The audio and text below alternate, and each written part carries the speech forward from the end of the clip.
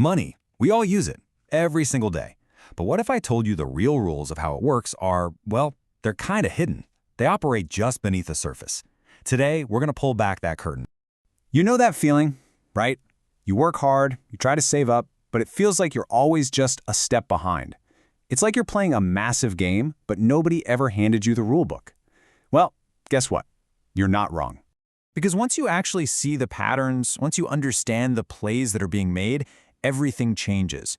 You stop just being a piece on the board and you start to understand the game itself. So consider this explainer your copy of that missing rule book. To really get these rules, we've got to zoom out, way out. We need to see the entire game board first, from how different countries decide what their money's worth to how they use debt as a powerful tool, not a burden. Okay, so this seems completely random, doesn't it? Why isn't $1 worth £1 or €1? Well, the secret is that a currency is basically a report card for an entire country. Its value isn't just a number, it's a direct reflection of its economic strength, how much stuff it sells to the rest of the world, and, this is the big one, how much everyone else trusts that economy. It's not random at all. It's a non-stop global competition. And here's a question that can really make your head spin. If the US, Japan, China, if they're all trillions of dollars in debt, who exactly do they owe all this money to? Is there some secret planet of intergalactic lenders we don't know about? The answer, it turns out, is much, much closer to home. The whole system hinges on this one thing, a bond. Really, it's just a fancy IOU. When a government needs cash, it sells these bonds to its own citizens, its own banks, to pension funds, even to other countries, basically to anyone with money who wants a super safe investment. And right here is the first hidden rule that flips everything we know on its head. For you and me, debt is a burden, right? Something you have to pay off. But for a country, it's a tool. Get this, they almost never pay it all off. They just issue new bonds to pay back the old ones. They just keep refinancing. As long as people trust that country will keep paying the interest, the game keeps going. It's a complete 180 from how we have to treat debt in our own lives. So, what about things like trade wars? When you hear about a tariff, it sounds like we're making another country pay, right? But let's follow the money. The foreign country, they don't pay a dime. The American company that's importing the steel pays the tax right at the border. Now, to protect their profits, what do? They raise their prices. And that tax just gets baked into the final cost of a car or a washing machine, and, you guessed it, you, the consumer, are the one who actually pays it. All right, now let's zoom in a bit and look at the value of money itself. These next few rules, they're like the laws of physics for the financial world. These are the invisible forces, inflation and deflation, that can literally bend entire economies. I want you to picture this. It's Germany, 1923. You walk into a bakery. A nice, fresh loaf of bread costs you 200 marks. Seems pretty normal. Meanwhile, the government, desperate to solve its problems, has decided to just start printing massive amounts of money.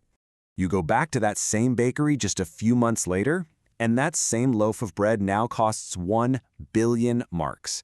You'd need a wheelbarrow overflowing with cash just to buy lunch.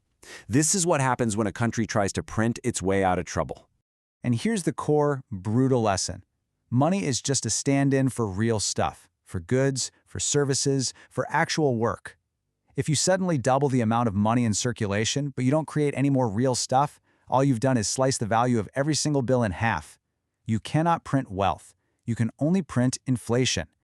Okay, so it seems pretty logical then. If rising prices, inflation, are bad, then falling prices, which is called deflation, must be great.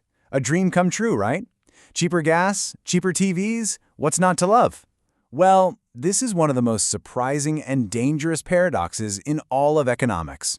Because deflation kicks off this destructive downward spiral. Think about it. If you know that new car will be cheaper next month, you wait to buy it. And since everyone is waiting, businesses are forced to cut prices, which means they make less money, which means they have to lay off workers. Now people have even less money to spend, and they become even less likely to buy anything. The entire economic engine just freezes and grinds to a halt. A little bit of inflation is like the oil that keeps the machine running smoothly. Deflation is like pouring sand directly into the gears. So inside this giant system, with all its global rules and invisible forces, how are people actually trying to build wealth? Right now, there are really two fundamentally different paths people are taking: the old, traditional way and the new, digital way. Let's look at the traditional path, owning a home. It has changed so dramatically. Just 50 years ago, a single, average, middle-class salary could comfortably buy a house. Fast forward to today, home prices have absolutely exploded, while wages have pretty much stayed flat. Housing has gone from being just shelter to being a major financial asset, and it's pricing out the very people who just need a place to live. And even for the people who are playing in the stock market, there are two totally different games being played. You've got trading, which is a sprint. It's all about fast, high-risk bets on where a price will be in a few hours or days. Then you have investing, which is a marathon. It's a long-term belief in a company's actual value and its potential to grow over years. Most traders, believe it or not, lose money. Investors play the long game, relying on patience to let their money grow. Two very different mindsets, and usually two very different outcomes. And then you have the new code. Things like Bitcoin pose a really radical question. What if we could have money that isn't controlled by any government or any bank? It's literally just pure code, run by a global network of computers, and its supply is mathematically capped forever. It's an attempt to build a completely new set of financial rules from the ground up. Whether it ends up being the future or just a fad, it's a direct challenge to the entire old system.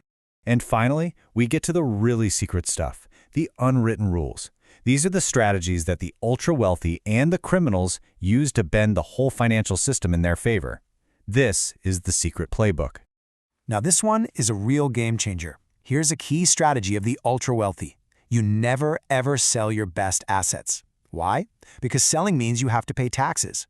Instead, you borrow money against those assets. You can get millions of dollars in cash to live on, pay zero tax because it's technically a loan, all while your original stocks and real estate keep growing in value. It's using debt not as a burden, but as a tax-free cash machine. It's a tool most people don't even know exists. Now, on the completely other side of the law, the system gets bent in a whole different way. Money laundering, it's not really about hiding the money itself, it's about hiding the crime where the money came from. It's this three-step dance. First, you place the dirty cash into the financial system somehow. Then, you layer it by bouncing it through dozens of complicated transactions to make the trail impossible to follow. And finally, you integrate it back into the economy as clean profit from a business that looks totally legit. It's like a ghost in the financial machine. So, after all of this, the global rules, the economic forces, the secret plays, what's the one thing to really take away? It's this. Real value isn't the paper in your wallet or the numbers on a screen. Real value is what that money represents. Actual work, real resources, human productivity. And the moment we forget that, well, that's the moment the whole game starts to fall apart. So the real question is, are we paying enough attention to what our money truly represents today?